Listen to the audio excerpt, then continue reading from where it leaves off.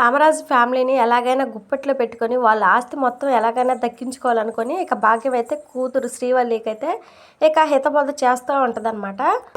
ఆస్తిని గుప్పెట్లో పెట్టుకోవాలంటే నువ్వు నెంబర్ నొక్కాల్సిందేనే, ఆ రామరాజు కొడుకు నెంబర్ నొక్కు అని చెప్పేసి కూతురికి అయితే ఫోన్ అయితే ఇస్తుంది అనమాట. ఇక శ్రీవల్లి అయితే నువ్వు ఎలాగంటే నేను అలానే అని చెప్పేసి ఇక చందుకి అయితే ఫోన్ చేస్తుంది అనమాట. ఇక సరిగ్గా ఫోన్ లిఫ్ట్ చేసేసరికి కట్ చేసేయని చెప్పేసి చెప్తుందనమాట. ఇక వెంటనే ఇక ఫోన్ అయితే కట్ చేస్తుంది శ్రీవల్లి. ఇక చందునే ఫోన్ చేస్తాడు. ఇక ఫోన్లో అయితే ఎవరో తెలియదు అన్నట్టుగా మాట్లాడు అని చెప్పేసి చెప్తుందనమాట. ఇక చందుతో ఎలా మాట్లాడాలి ఏంటి అనేది పక్కనే ఉండి చెప్తూ ఉంటుంది శ్రీవల్లికి. ఇక శ్రీవల్లి అయితే పొరపాటున ఫోన్ వచ్చేసిందండి అని చెప్పేసి చెప్తుందనమాట. ఇంకా పర్లేదని చెప్పేసి ఇక చందు అయితే ఫోన్ అయితే కట్ చేస్తారు. ఇక భాగ్యవను శ్రీవల్లి ఇద్దరు ఒకసారిగా షాక్ అయిపోతారు. అమ్మ ఇదేంటే ఇలా కట్ చేసేసాడు అని చెప్పేసి శ్రీవల్లి అయితే అంటదనమాట. వాడు కట్ చేస్తే మనం వదిలేస్తామా, వ్యూహం పన్నుతాను కదా. ఇక కాల్ కట్ చేస్తే వాట్సాప్లో మెసేజ్ పెట్టు, హాయ్ నా నంబర్ సేవింగ్ చేసుకున్నారా అని చెప్పేసి పెట్టు అని చెప్పేసి శ్రీవల్లితోనే దగ్గరుండి మెసేజ్ అయితే చేయిస్తుంది అనమాట. భాగ్యం సేవ్ చేసుకున్నా అని చెప్పేసి చందు అనగానే నవ్వినట్టుగా బొమ్మ పెట్టు అని చెప్పేసి అంటదనమాట. ఇక అవతల నుంచి కూడా చందు కూడా నవ్వినట్టు బొమ్మ పెట్టడంతో అమ్మో 2 స్మైల్ బొమ్మలు పెట్టాడు అని చెప్పేసి శ్రీవల్లి అయితే అంటదనమాట. ఇక భాగ్యం అయితే వచ్చేస్తున్నాడు అల్లుడు నేను లైన్లోకి వచ్చేస్తున్నాడు అని చెప్పేసి ఇక చాటింగ్ ద్వారా ఎలాగ లైన్లో పెట్టుకోవాలి ఏంటి అనేది చెప్తూ ఉంటుంది అనమాట. ఇక మళ్ళీ మెసేజ్ చేస్తూ ఉండగా ఫోన్ లాక్కొని భాగ్యం ఒకే రోజు అన్నీ పెట్టేయకూడదే మొద్దు మొహం నేను చెప్తాగా అని చెప్పేసి ఫోన్ అయితే లాగుతుందనమాట. ఇక తర్వాత వేదవతి అయితే ఇంత టైం అయినా కానీ ధీరస్ ప్రేమాలు ఇంకా ఇంటికి రాలేదని చెప్పేసి కంగారు పడుతూ ఉంటుంది వేదవతి. ఇంకా ఎంతలోనే రామరాజు వచ్చేసి పిల్లలు ఎవరు భోజనానికి రాలేదేంటి రండ్రా అని చెప్పేసి అని అందరినీ పేర్లు పెట్టి పిలుస్తూ ఉంటాడనమాట. ఇక వేదవతికి అయితే బాగా కోపం వస్తుంది అనమాట. కోపంగా రామరాజు వైపే చూస్తుంది. మీకు చిన్న కొడుకు చిన్న కోళ్ళు కూడా ఉన్నారు, అందరిని పిలుస్తున్నారు, మరి వాళ్ళని ఎందుకు పిలవడం లేదు?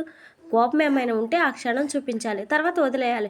మనసులో పెట్టుకుని ఇలా పక్షపాతం చూపించడం ఏంటి, నాకు అస్సలు నచ్చలేదని చెప్పేసి అంటదనమాట. ఇక రామరాజు అయితే నా మాటకి విలువ ఇవ్వని కొడుకు కోసం ఆరాట పడాల్సిన అవసరం నాకు లేదు అని చెప్పేసి మళ్ళీ అంటాడు. ఇంతలోనే అందరూ కలిసి భోజనానికి అయితే వస్తారనమాట. ఇక వేదవతి కళ్ళు అయితే ఇక చిన్న కొడుకు కోడల కోసమే ఎదుగుతూ ఉంటాయి, ఎప్పుడు వస్తారు అని చెప్పేసి. ఇక రామరాజు మాత్రం పెద్దోడి పెళ్లి గురించి మాట్లాడుతూ ఉంటాడు. భాగ్యం వాళ్ళ ఇల్లు వాళ్ళ గౌరవం మర్యాదలు నచ్చాయి, పంతులు పిలిపించి ముహూర్తం పెట్టించేద్దని చెప్పేసి అంటూ ఉంటాడనమాట. ఇంతలోనే నర్మదా సాగర్ చెవిలో నాకు ఆ ఫ్యామిలీ గురించి డౌట్గా ఉంది, మావయ్య గారితో ఒక మాట చెప్పనని చెప్పేసి అడుగుతుందన్నమాట. వద్దని చెప్పేసి సాగర్ అయితే అంటాడు. అది కాదు సాగర్, పెళ్లి ముహూర్తాలు పెట్టించేద్దాం అని చెప్పేసి మావయ్య గారు అంటున్నారు, మరి మావయ్య గారికి చెప్పకపోతే ఎలా అని చెప్పేసి అంటదన్నమాట. ఇక సాగర్ అయితే కోపంగా నోరు మూసుకొని ఉండు, మా నాన్నకంటే నీకు ఎక్కువ తెలుసా అని చెప్పేసి చిరాకు పడుతూ ఉంటాడు. ఇంకా వాళ్ళని గమనించిన రామరాజు అయితే ఏమైందిరా అని చెప్పేసి అడుగుతాడనమాట. ఏం లేదు నాన్న, ఏం లేదని చెప్పేసి అంటాడు సాగర్. ఇంకెంతలోనే ధీరస్ ప్రేమ అయితే వస్తారనమాట. ఇక వేదవతి అయితే చిన్నోడా ప్రేమ వచ్చేసారా, రండి భోజనం చేద్దు రండి అని చెప్పేసి పిలుస్తూ ఉంటుంది. నాకు ఆకలి లేదు అత్తయ్య అని చెప్పేసి ప్రేమ అయితే వెళ్ళిపోతుంది అనమాట. ఇక ధీరజ్ కూడా ఏం సమాధానం చెప్పకుండా ఇంక ఇంట్లోకి అయితే వెళ్ళిపోతాడు.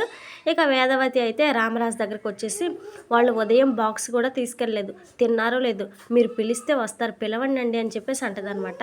ఇక రామరాజు అయితే అబద్ధాలతోనే తండ్రిని మాయ చేసేవాడు, బయట తినకుండా ఉంటాడా, వాడికి మోసం చేసి బతకడం వెనతో పెట్టిన విద్య, వాడి కోసం నువ్వేం టెన్షన్ పడకు, తినండి అని చెప్పేసి అంటాడనమాట.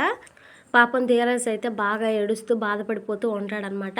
ఇక తర్వాత భోజనం అయిపోయిన తర్వాత నర్మద అయితే సాగర్తో గొడవ పడుతూ ఉంటుందన్నమాట. ఆ భాగ్యం ఫ్యామిలీ మీద నాకు డౌట్గా ఉందంటే నన్ను ఎందుకు చెప్పనీయలేదు మావయ్య గారితో అని చెప్పేసి గొడవ పడుతూ ఉంటుంది. వాళ్ళు అబద్ధాలు చెప్తున్నారు సాగర్, వాళ్ళ ఇల్లు ఆస్తులు అన్నీ అబద్ధాలే, నాకెందుకు వాళ్ళ ఫ్యామిలీ మీద డౌట్గా ఉంది, అది చెప్దా అంటే వద్దంటావేంటి అని చెప్పేసి నర్మద అయితే అంటదనమాట. అంటే ఏంటి నీ ఉద్దేశం, మా నాన్నకంటే నీకు ఎక్కువ తెలుసా, మా నాన్న అంటే ఎవరు అనుకున్నా అని చెప్పేసి గొప్పలు చెప్తూ ఉంటాడనమాట మన సాగరు.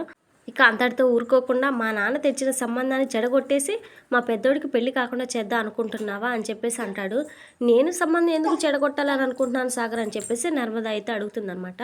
ఎందుకంటే నువ్వు మా అన్నయ్యకి ఒక దిక్కుమాలిన సంబంధం ఒకటి చూసావు కదా, దానికి మా నాన్న కోపపట్టారు కదా, ఆ కోపం నీ మనసులో అలాగే ఉంది, అందుకే ఈ సంబంధాన్ని చెడగొట్టాలని చూస్తున్నా అని చెప్పేసి అంటాడనమాట. ఇక నర్మద అయితే కోపంగా చీచి ఇంత చీపుగా ఆలోచిస్తున్నావేంటి సాగా, ఇదేనా నువ్వు నన్ను అర్థం చేసుకుంది, నేను చూస్తేనే నాకు అసహ్యం వేస్తుంది అని చెప్పేసి అంటదనమాట. ఇక సాగర్ అయితే కోపంగా నోరు అదుపులో పెట్టుకొని మాట్లాడి నర్మద అని చెప్పేసి అంటాడనమాట. నేను కరెక్ట్గానే మాట్లాడుతున్నా, నీకే ఆలోచించడం అర్థం చేసుకోవడం తెలియట్లేదు, భవిష్యత్తులో ఆ కుటుంబంతో మన కుటుంబానికి ఎలాంటి సమస్య రాకుండా ఉండడం కోసం నేను మాట్లాడుతుంటే నా మీదే నిందలు వేస్తావని చెప్పేసి నర్మదా అయితే అంటదనమాట. ఇందులో నింద ఏంటి, నిజమే కదా అని చెప్పేసి అడ్డదిడ్డంగా మాట్లాడుతూ ఉంటాడనమాట సాగర్. ఇక నర్మదా అయితే చీచి నీతో చెప్పినందుకు నాకు నిజంగానే బుద్ధి లేదని చెప్పేసి అంటదనమాట. ఈ సంబంధం చెడిపోవాలని కోరుకుంటున్నామని తెలిసి కూడా నిన్ను పెళ్లి వాళ్ళ ఇంటికి తీసుకెళ్ళడం కూడా నాకు బుద్ధి లేదని చెప్పేసి సాగర్ అయితే అంటాడనమాట. ఇక ఇద్దరు అలా తిట్టుకుంటూ ఉంటారు. పాపం నర్మదా చెప్పినా కానీ అర్థం చేసుకోవడం ఆ సాగర్కి తెలియలేదని మీలో ఎంతమందికి అనిపించింది ఫ్రెండ్స్? వీడియోని లైక్ చేయండి, మన ఛానల్ని సబ్స్క్రైబ్ చేసుకొని సపోర్ట్ చేయండి.